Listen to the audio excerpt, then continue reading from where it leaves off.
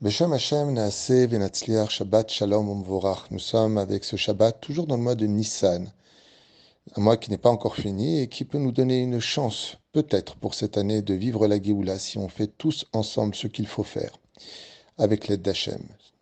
La paracha de la semaine, Acharemot, se divise en deux parties essentielles. Elle commence brièvement avec la mort des deux fils de Aaron et puis nous plonge directement dans les lois de Yom Kippourim avec des sujets qui demandent beaucoup de réflexion, dont un particulier, les deux boucs, un qui était prévu pour être sacrifié sur l'autel devant Dieu, puis un autre qui devait servir d'expiatoire pour toutes les fautes de l'ensemble des enfants d'Israël, précipités bizarrement d'une falaise, là où attendaient tous les démons qu'on avait créés par nos fautes. Ainsi donc, on envoyait un animal pour payer d'une certaine façon nos fautes, symbolisant le fait que si l'homme faute, c'est parce qu'il a suivi son nefesh abéimi, son âme animale, et comme explique le Ben Ishraï, dans cet animal étaient aussi réincarnés les poshim, les chataim, ceux qui avaient fauté et qui se retrouvaient en train d'expier leur faute par le fait d'expier aussi la faute du peuple d'Israël. Beaucoup d'opinions étaient mises dans ce domaine. Mais la grande question qui intervient, c'est que si effectivement l'idolâtrie est interdite, car l'idolâtrie est empreinte de choses démoniaques, d'esprits, de spectres démoniaques qui peuvent aussi agir en faisant des pseudo-miracles, euh, pour pouvoir justement donner à l'homme l'impression, l'occasion et surtout les avantages de continuer à rester dans l'ombre de l'histoire, dans la pénombre de la sorcellerie et des résultats escomptés. Et donc, comment se fait-il qu'on apporte un sacrifice à des démons qui attendent en bas de cette falaise et qui déchiquetaient d'une certaine façon cet animal qui était projeté avec toutes nos fautes? N'est-ce pas là une forme de sacrifice pour les forces du mal? Ainsi donc, nos Chachamim relèvent cette question en nous disant, de là justement, de cette situation où les deux sont sacrifiés, un sur l'autel en l'honneur de Dieu et l'autre pour justement expier nos fautes. De là, on apprend que le bien et le mal du plus grand des anges, comme Michael, Sarva, Apotropouche, Shel Israël, ainsi que les plus pires démons de la création de l'homme, ou même de Dieu le deuxième jour de la création, tous servent le Créateur du monde. La Gemara nous dit dans Masechet Megillah que ce qu'a été capable de faire Aman Aracha pour la fête de Purim, même les 48 prophètes d'Israël n'ont pas été capables de le faire. Les prophètes avaient pour but de transmettre la parole de Dieu sur les mises en garde de ce qui pouvait arriver, de meilleur comme pour de pire. Et ça n'a pas bougé plus que ça le peuple. Tandis que les forces du mal, réunies dans Aman, ont réussi à faire teshuva à tout le peuple d'Israël. La Yehudim haïta ora vesimcha vesason veikar. Ainsi donc, des fois, Dieu passe par le bien, la bénédiction, le bonheur, la joie, la compréhension, l'empathie, le longanisme, verroulé, verroulé.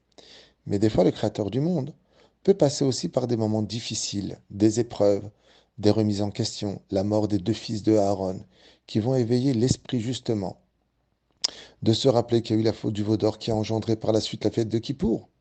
Et ainsi donc, la mort engendre la vie, qui permettra à Kippour de pardonner tout le peuple d'Israël par le fait que Nadav et Avihu aient donné leur vie alors qu'ils avaient de bonnes intentions. Il y a un entremélantrage, comme on dit, une espèce de mélange plutôt, pardon, entre les forces du bien et les forces du mal jusqu'à la Géoula finale, où seul le bien sera enfin uni face à lui-même. Mais jusqu'à cet événement, le Hetzadat Tov Vara, l'arbre de la connaissance du bien et du mal, sont entremêlés. Ce que nous, on ne doit pas oublier à toute époque de notre vie, c'est que, tout comme nous nous sommes installés à Cordoue, en Espagne, et que nous avons fructifié, nous avons gagné beaucoup d'argent, on était installés, on était bien, on était dans la Torah et les mitzvot, et puis après on s'est un peu égaré, est venu le Guirouche séfarade. Et oui, Isabelle, la catholique, a renvoyé avec Ferdinand, roi d'Espagne, les Juifs, qui se sont retrouvés du jour au lendemain, une main devant, une main derrière, à prendre la route de l'inconnu. Et qu'est-ce que ça a fait? Ça nous a rappelé à tous qu'on était juifs. Ça nous a rappelé à tous qu'on n'avait pas notre place, qu'on avait une patrie, qu'on avait une terre, et qu'il serait temps de la rejoindre. Certains sont partis en Israël, d'autres au Portugal, certains au Maroc, puis d'autres dans d'autres pays. Mais il y a une chose que ça a fait, ça nous a réveillés à notre judaïsme, un peu comme le 7 octobre, où d'un coup même les plus éloignés ont fait jaillir de leur cœur, moi aussi je suis juif, moi aussi Je suis quelqu'un qui appartient à un peuple et à une histoire. Toutes ces personnes qui ont donné leur vie parce qu'ils étaient juifs, et peu importe qu'ils étaient religieux ou pas, qu'ils étaient sionistes ou pas, parce qu'ils sont juifs. Cela a réveillé la morale et la conscience de chacun de nous. Ainsi donc, le Yom Kippourim que nous vivons une fois par an vient nous rappeler que deux boucs sont envoyés, que l'un va servir Hachem et que l'autre, eh bien, va nourrir les forces du mal pour justement calmer ces accusations sur les fautes que nous avons commises. Et que dans les deux cas de figure, on appelle ça les deux des sacrifices en l'honneur de Dieu. Ainsi donc, c'est ce premier volet.